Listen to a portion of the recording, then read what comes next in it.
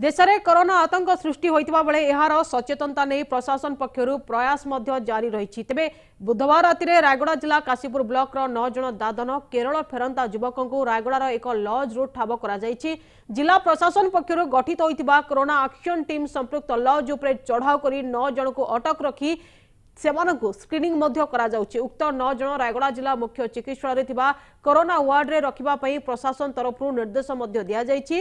अटक थिबा 9 जन युवक केरल राज्यर विभिन्न होटल ले काम करुथिले। सेहीपरि रायगड़ा जिलार शताधिक लोक विभिन्न अंचल को दादन खटिबा को जाइथिबा बेले एही स्वतंत्र टीम राति तमाम सहर रे थिबा विभिन्न होटल और लॉज को जाई तनखी करिसंती।